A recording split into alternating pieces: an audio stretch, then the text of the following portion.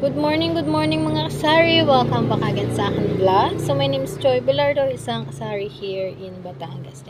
So, good morning sa ating lahat mga kasari. Hope na marami na tayong benta sa araw na to.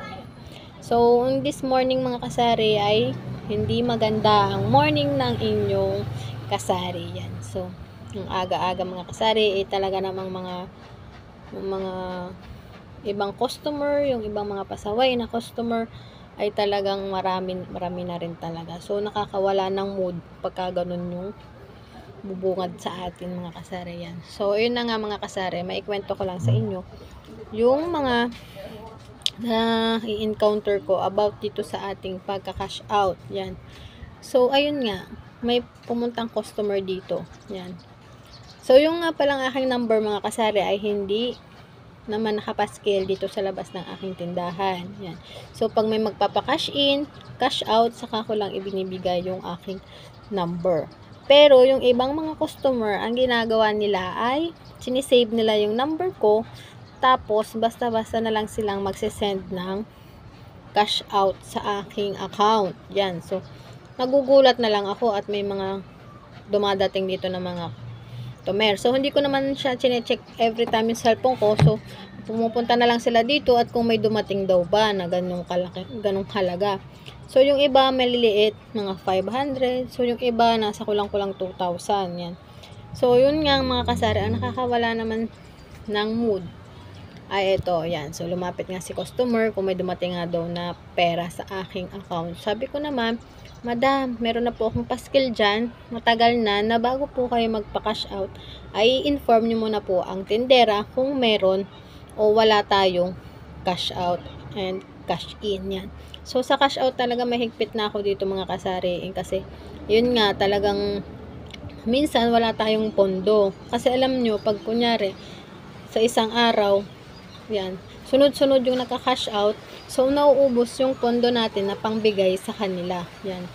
So, kaya sabi ko sa kanila, ay inform muna ako kasi nga, minsan, sabay-sabay nagka-cash out ng 2,000, 3,000. So, ako, nawawalan ng pondo. Kaya, mas mainam na i-inform muna tayo, di ba mga kasari yan. Aba, ang nakawalang, sabi ng isang customer, sabi niya, ay sanay ako na nagpapa-cash out sa iba. Basta na lang, sabi niya sanay daw siya na nagka-cash out sa iba na basta na lang nagsisend ng pera, mga kasari. Yan, sabi ko naman, so, yun, na-imbier na ako. So, wait lang mga kasari, may nabili. Yan, so, balik tayo mga kasari. Yan, so, basta sanay daw siya sa ibang tindahan na basta na lang daw nagka-cash out. Sabi ko, parang nainis ako sa sinabi niya yun. Sabi ko, sa isip-isip ko lang mga kasari ha, sabi ko. Sa isip-isip ko, so sanay ka pala sa iba na nagpapa-cash out. So, bakit hindi ka na lang dun sana nagpa-cash out, 'di ba mga kasari? So, sabi ko na sa isip-isip ko talaga, sabi ko ay hindi naman pare-parehas ng policy ang mga tindahan, mga kasari. At saka 'di ba, para sa safety din nila, yung malay mo yung GCash account kung yun ay nawala na or nanakaw, hindi naman natin masabi. Kagaya dun sa ibang, dito sa kahilera namin, may nanakawan na cellphone na yun din ang gamit niyang pang GCash. So, nanakaw na ang isang nagpapaload na tumer. Yan. So, diba, wala na yung pera nila. Wala silang habol kapag ganun. Kasi hindi naman nila in-inform yung tendera na, sige, ihulog mo. Yan, ganyan. So, yun, hindi nila naiintindihan na para din naman sa kanila yung ating kailangan mag-update bago ka mag-cash out ng pera dito sa aking tindahan. Yan. So, mahirap talaga mga kasaring yung basta-basta na lang nagpapadala dito, tapos hindi naman nila alam kung nandito ba yung tendera or kung nasaan yung tendera, tapos nagmamadali silang kunin yung pera yan. So, mayroon akong na-encounter na talagang ibinalik ko yung pera sa ibang GCash nila. Yan. Sabi ko, naku, hindi ko po maibigay itong pera kasi wala naman po ako dyan sa tindahan. Yan. So, di ba ang hassle nila mga kasari, ang titigas ng ulo. Yan. So, basta pag ganun, tapos malaki yung hinulog. Naku, binabalik ko talaga. Maghanap sila ng sarili na ng GCash na pwede kong ibalik yung pera. Talagang hindi ko kina-cash out. Kasi ang titigas ng ulo nila mga kasari, di ba? So, Sana naman naiintindihan nila na iba't iba ang policy ng mga tindahan.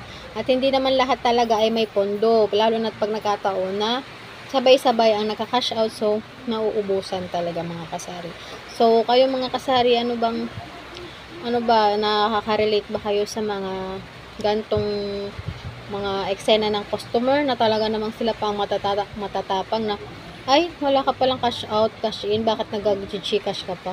Diba, ang ano nila, ang hirap nilang makaintindi, makaunawa sa mga sitwasyon ng ating mga tindera, kapwa tindero, diba mga kasari yan. So, ayun lang mga kasari, and for watching, good vibes lang tayo palagi, but nakakawala ng mood. So, bye-bye!